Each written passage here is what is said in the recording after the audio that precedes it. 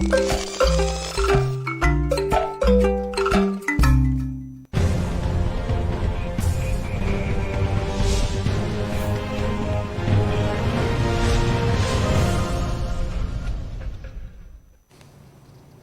sommaire de cette édition, un nouveau passeport pour le Burkina Faso, un e-passeport. Ce nouveau passeport biométrique présente plusieurs innovations par rapport à l'ancien.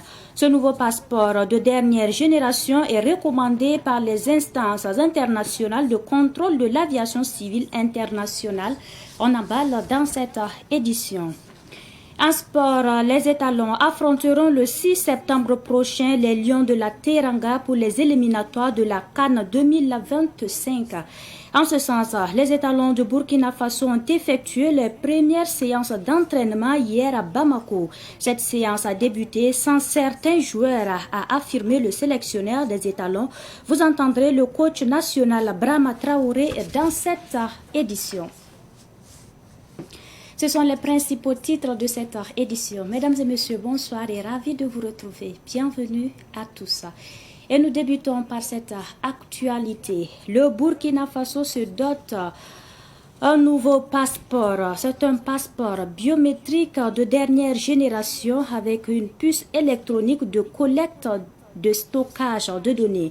Il comporte plusieurs innovations, à savoir la mention CEDEAO ainsi que le logo de la CEDEAO disparaissent du nouveau passeport burkinabé. Le préenrôlement se fait en ligne. L'extension du système au niveau international, notamment dans les missions diplomatiques et consulaires et le renforcement des éléments de sécurité, a expliqué le ministre en charge de la sécurité Mahamoudou Sana. Avec le passeport, les longs temps d'attente pour obtenir son passeport ne seront plus qu'un vieux souvenir. Et il sera presque impossible de falsifier ou faire de la fraude à l'identité des passeports, a souligné le ministre. Le ministre a également rassuré les Burkinabés que les anciens passeports sont toujours valides jusqu'à expiration. En ce qui concerne le prix du nouveau passeport, il reste inchangé 50 000 francs CFA. Le Burkina Faso est ainsi donc le premier pays en Afrique de l'Ouest et le 10e en Afrique à se doter de ce type de passeport à la pointe de technologie. Et puis nous poursuivons avec cette toute actualité. Le Goulmou a désormais un seul roi. Après 4 ans de crise à la tête du royaume, les fils et filles de la localité se sont entendus pour reconnaître Untaba comme seul roi sur instruction du chef de l'État et médiation du ministre de l'administration territoriale. Dans un communiqué, le ministre de l'administration territoriale, Émile Zerbo, a informé que cette crise est à présent résorbée. Il a remercié toutes les personnes qui se sont impliquées dans la résolution de cette crise qui a débuté en mai 2020 après l'éclipse de Sa Majesté. Émile Zerbo a par ailleurs salué la résilience des populations de la région de l'Est et les a invités à continuer de préserver la paix sociale. Et pour poursuivre cette édition, le personnel du Centre de santé et de promotion sociale CSPS de Sandogo, dans l'arrondissement 7 de Ouagadougou, a fait le bilan de ces premiers mois de l'année 2024. Une AG au cours de laquelle les premiers responsables du CSPS ont passé en revue les actions menées, les acquis, les insuffisances et les perspectives pour les 6 prochains mois. Nous en savons plus avec Dieudonné Congo. Le centre de santé et de promotion sociale CSPS de Sandogo est le centre de formation sanitaire le plus fréquenté parmi les 48 formations sanitaires du district sanitaire du Boulomego. Selon le premier responsable du CSPS, Amadou Ouedraogo, le dispensaire a enregistré plus de 26 000 nouvelles consultations, la maternité avec plus de 3 200 consultations prénatales et près de 1 000 accouchements en 6 mois. Un bilan à mi-parcours satisfaisant. Selon Amadou Ouedraogo, le major du CSPS. Dans les 6 mois, on a eu à maternité 936 accouchements, 3 000 et quelques femmes pour la CPN. Et il y a la planification familiale. Mais le tout, c'est dans les mêmes bâtiments et un bâtiment qui ne répond pas aux normes, qui a été construit par la communauté. Donc c'est difficile de les satisfaire. On a jusqu'à 17 000 cas de paludisme, puisque le CSPS de Sandrogo est le CSPS le plus peuplé du district.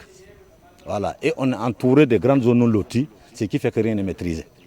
Pourtant, le CSPS de Sandrogo présente non seulement les infrastructures les plus vestistes et exiguës, mais aussi ne respecte pas les normes. Ce sont d'ailleurs des bâtiments construits par la communauté depuis les années 1998. L'infirmier chef de poste Amadou Ouedraogo et Idrissa Kourago, membre du comité de gestion du CSPS de Sandrogo, énumèrent les difficultés qu'ils rencontrent. Premièrement, on n'a pas de personnel, surtout au niveau de la maternité. Et on n'a pas d'infrastructure. Tout ce que vous voyez comme locaux a été construit par la communauté. Et le matériel de travail, ça aussi c'est insuffisant. Donc, les moyens logistiques pour évacuer nos femmes, c'est souvent des soucis. En tant que COSES, nous remarquons en fait que déjà le personnel médical, il n'y en a pas assez. Il manque de matériel au niveau des soins, il manque d'équipement, il manque tout ce qui est bâtiment. Voilà, ça manque énormément. Ça veut dire en fait que tout le CSPS a besoin d'être réorganisé, d'être restructuré pour être adapté à la quantité disons, au nombre de malades qui fréquentent le CSPS. Les personnes ressources du Sandrogo présentes à cette assemblée générale ont salué le courage et l'abnégation du personnel soignant. Pour le major du CSPS, le personnel soignant est déjà aguerri pour faire face à la dengue, au paludisme et bien sûr à la variole du singe qui est apparue dans certains pays voisins. En attendant que les agents de santé apportent des soins de qualité à la population de Sandrogo et ses environs, l'ensemble des participants à cet AG du CSPS appellent les autorités en charge de la santé de notre pays à apporter des solutions aux difficultés que rencontrent les centres de formation sanitaire de Sandrogo, notamment en personnel, en infrastructure et en matériel de soins. Cette première assemblée générale de l'année 2024 s'est achevée par une visite guidée des locaux. Et puis de la verdure promise dans les 27 villages de la province du Passoré. Pour la 4e fois consécutive, les fils et filles de l'association Passoré Solidaire ont tenu leur séance de reboisement. 850 plants ont été mis en terre. Le top départ a été donné dans la cour de la gendarmerie de la commune de Samba. Fatih Sankara. La bataille de la reforestation, déclenchée par l'association Passoré Solidarité APS, se poursuit. Après 3 expériences fructueuses dans la restauration du couvert végétal, les braves valides de l'APS ont mis le cap sur la commune de Samba. Ce sont au total 850 plants fruitiers et non fruitiers qui ont été mis en terre à la gendarmerie. Les 26 autres villages du Passoré ne sont pas en reste. Ce que nous recherchons, c'est créer un environnement d'abord au niveau de chaque commune et surtout créer un bosquet qui pourrait même être exploité par les femmes en saison sèche pour faire de la mariculture et puis mener d'autres activités. Mais malheureusement, nos moyens sont limités. Donc nous sommes obligés, surtout pour le problème d'entretien, de planter au niveau de la gendarmerie ou bien de la police parce que ce sont des sites plus ou moins clôturés. Et peut-être il y a des forages et on pourrait plus ou moins arroser régulièrement les arbres. Les membres de l'APS ont reçu les félicitations et les encouragements du haut-commissaire du Passoré. Cette initiative de l'APS, qui est l'association Passoré Solidarité, rentre en droite ligne de l'appel des plus hautes autorités de notre pays, notamment de stopper la déforestation et de restaurer quand même les forêts déjà disparues et de créer d'autres espaces pour créer de nouvelles forêts. Et c'est le lieu pour moi de saluer et encourager cette initiative de l'association Passoré Solidarité et inviter également les populations bénéficiaires à prendre soin des arbres qui seront plantés et sans oublier aussi inviter d'autres localités à emboîter le pas. La 4e édition du reboisement de l'APS a été possible grâce à la contribution de bonne volonté. Le coparrain, Joseph Kafando, a réitéré sa disponibilité à soutenir les membres de l'APS. Cette activité nous permet aussi de nous identifier et de laisser quelque chose aux générations futures. Donc c'est une très bonne initiative. Voilà pourquoi nous avons aussi décidé d'accompagner cette activité bien sûr par plusieurs soutiens et pour la réussite de cette activité. Les populations du Passoré sont invitées à reboiser utile et à entretenir les plants. Tout autre sujet à présent, le groupe des lecteurs francophones Saint-Augustin de la paroisse Saint-Pierre de Gounguin a célébré dimanche dernier son 40e anniversaire. Une célébration pour rendre grâce à Dieu durant ses 40 ans d'existence. La célébration a été marquée par l'arrivée du nouveau curé de la paroisse, Abbé Mathias Sawadougou. Ahmed Joël Compaori.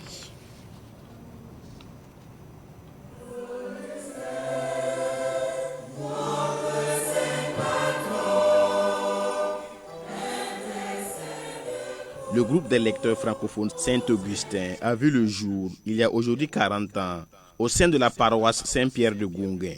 La célébration de ces 40 ans d'existence a été marquée par la réalisation de plusieurs activités pour rendre grâce au Seigneur pour tous ses bienfaits. Lancé officiellement le 14 juillet, nous avons eu à mener plusieurs activités pour clôturer aujourd'hui. Donc nous avons eu des conférences, nous avons eu des panels, nous avons eu une soirée pétard de roses, nous avons eu une campagne d'évangélisation. Et nous avons organisé aussi des visites auprès de certaines autorités de l'Église qui sont en retraite, notamment le cardinal Philippe Ouedraogo. La mission principale du lecteur, c'est d'assister le prêtre dans son ministère sacerdotal à travers la proclamation de la parole. Pour les lecteurs, en ces 40 ans d'existence, ils ont reçu plusieurs grâces et ils louent le Seigneur. Durant les 40 ans, le Seigneur n'a cessé de déverser de multiples grâces dans notre groupe. Et comme vous l'avez entendu au cours de la messe, nous avons aujourd'hui des gens qui étaient dans le groupe et qui, par la grâce de Dieu, sont devenus des prêtres. Nous avons certains aussi qui sont devenus des sœurs religieuses. Voilà. Et nous avons eu aussi des couples, c'est-à-dire des lecteurs entre eux qui se sont mariés. Voilà, c'est un sacrement, le mariage. Donc c'est vraiment une grâce. Nous rendons grâce à Dieu, voilà, pour tous ces bienfaits-là. La célébration eucharistique a été présidée par l'abbé Alfred Ouedraogo, premier vicaire général de l'archidiocèse de Ouagadougou. 40 ans d'existence est quand même un événement à marquer dans la vie. Vous savez que le chiffre 40 dans la Bible est très symbolique.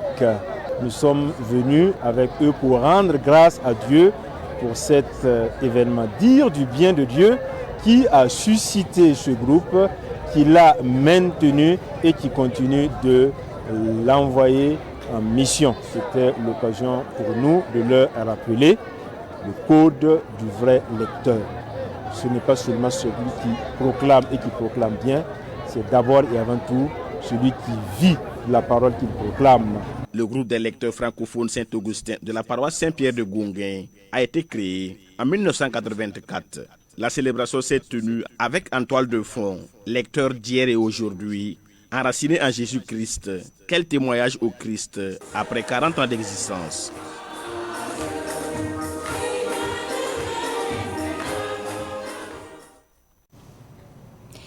Et puis la 6e édition du concours national de lecture et de mémorisation du Saint-Coran a refermé ses portes le dimanche dernier à Ouagadougou. Une initiative de l'association An-Nasr. Objectif, réunir les fidèles musulmans des 13 régions du Burkina Faso. La compétition a vu le sacre de Al-Hussein Tinta de la région du centre-ouest. Nous en savons plus avec Yacouba Kiamtouré.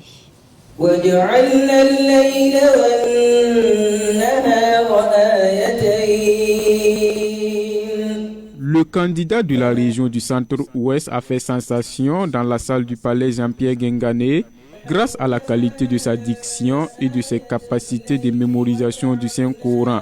Al-Hussein Tenta a convaincu le jury pour repartir avec une moto, scooter, une enveloppe financière et des félicitations. Il exprime sa satisfaction et rend hommage à son maître.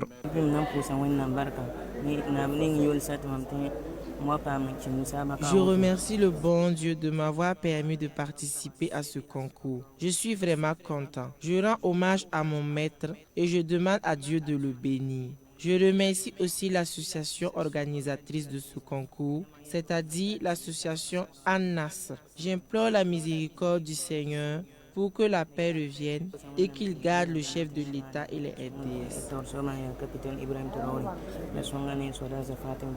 Cette 6e édition du concours national de lecture et de mémorisation du Saint-Coran, CONALMESCO, a connu la participation de plus de 500 jeunes venus des 13 régions du Burkina.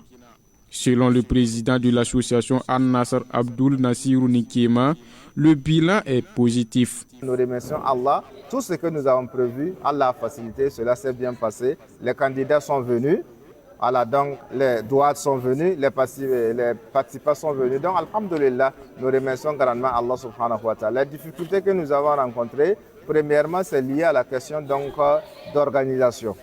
Donc certainement avec certains élèves, certains candidats, malheureusement qui ne respectent pas certains principes, se sont vus disqualifiés donc de la compétition parce qu'il y avait certaines règles. Peut-être certains verront donc que la lecture d'un tel devrait être première, ainsi de suite. Autre chose encore, c'est de demander à tout un chacun de ne pas voir l'activité comme une activité d'une structure, mais de voir l'activité comme l'activité de tous les musulmans, parce que le Coran concerne tous les musulmans. Et comme ça concerne tous les musulmans, chacun doit mettre sa pierre.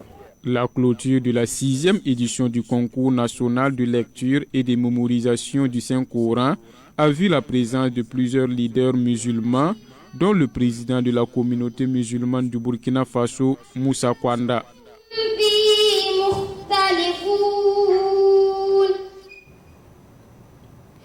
En musique, Poulongo est le tout premier album de l'artiste Aboubakar Natama. Cet album de 6 titres aborde divers thèmes et invite la jeunesse à s'engager pour les causes positives. La dédicace a eu lieu le week-end dernier à Ouagadougou. Madinatou Ouidraogo. L'artiste Enza met sur le marché discographique son tout premier album, Poulongo, dans lequel il chante Loké.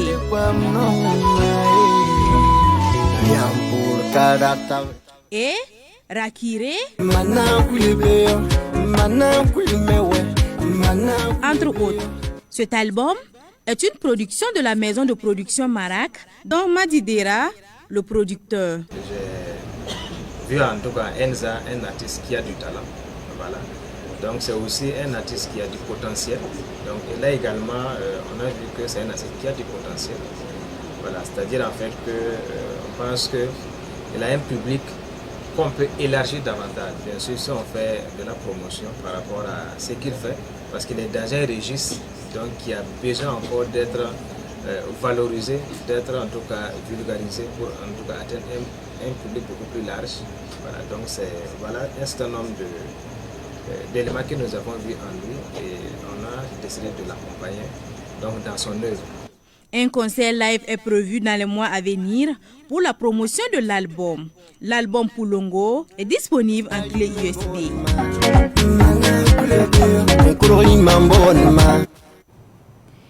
Et puis, relations sino-africaines, le forum de coopération sino-africaine débute demain. Pékin accueille plusieurs dirigeants africains pour cette grande rencontre entre ces deux zones.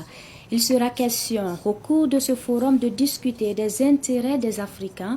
Ce 9e forum se tient du 4 au 6 septembre 2024. Le forum sino-africain se réunit tous les 3 ans alternativement en Chine et en Afrique.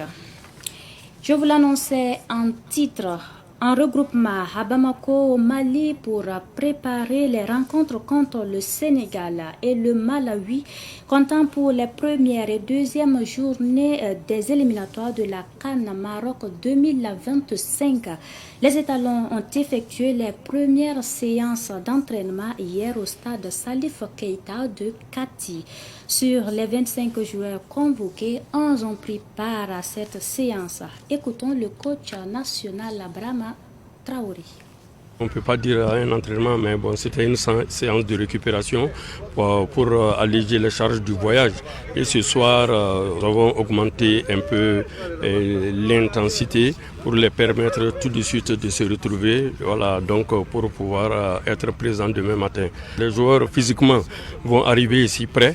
Bon, c'est tactiquement que nous devons travailler, mais nous nous préparons très sérieusement parce que vous savez, tous les Burkinabés s'attendent à ce match du 6 septembre. C'est un match décisif, c'est le début des éliminatoires et le Burkina doit obligatoirement faire un résultat. Nous en sommes conscients et vous aussi, nous pensons que vous allez travailler de sorte que ces joueurs-là soient vraiment en confiance parce que l'environnement compte beaucoup. Tout ce que vous écrivez, tout ce que vous publiez, ça peut influer sur le rendement des joueurs. Donc nous vous demandons de nous aider à préparer ce match décisif.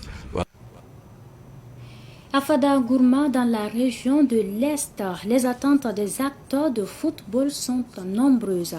La nouvelle équipe fédérale de la FBF élue le samedi dernier a donc du plein sur la planche. Écoutons ces acteurs au micro de notre reporter Ruben Wilson Kodjo. Ce que nous attendons seulement de la nouvelle équipe dirigeante, nous attendons seulement une amélioration et un changement. Voilà ce que nous voulons, c'est-à-dire que tout début n'est pas facile. Voilà, mais nous croyons déjà à leur programme. Nous allons aussi les accompagner. Ce que nous souhaitons seulement, c'est qu'ensemble au Burkina Faso, chacun mette la main dedans pour qu'il y ait un changement. C'est-à-dire que ce que l'équipe dirigeante de Lazare Bansé a vécu, que cette nouvelle équipe ne vive pas ça.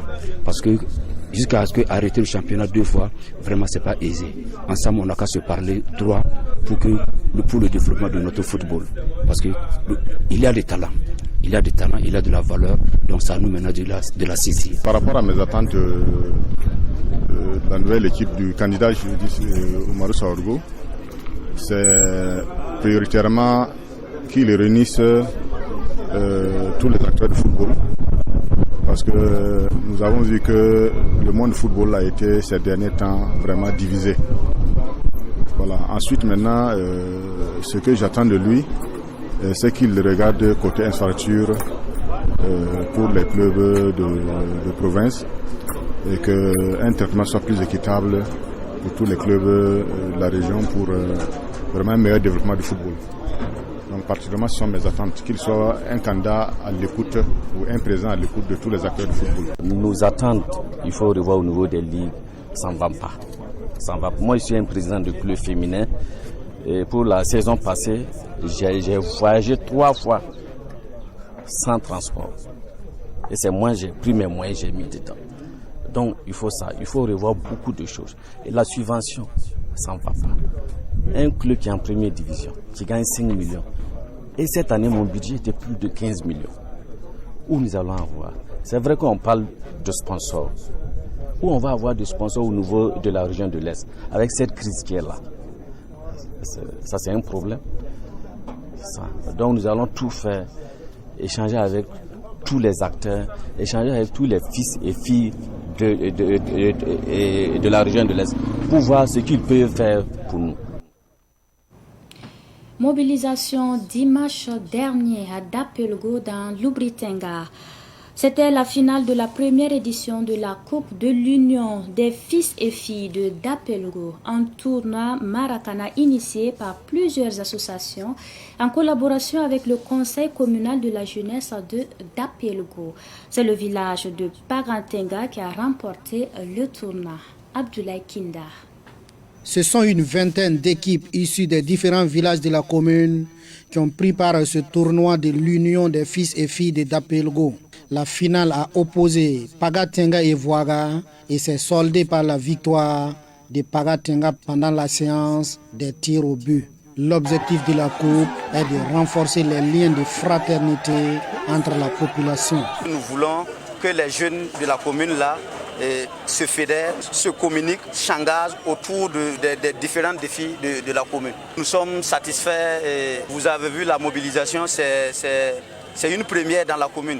Ça veut dire que le développement est encore possible à Dapelgo. Ça veut dire aussi que quand Sa Majesté Naba Sara appelle les fils et filles de la commune, quand Sa Majesté appelle les forces vives, Quand le PDS décide d'accompagner les jeunes, vous voyez l'envergure de la mobilisation.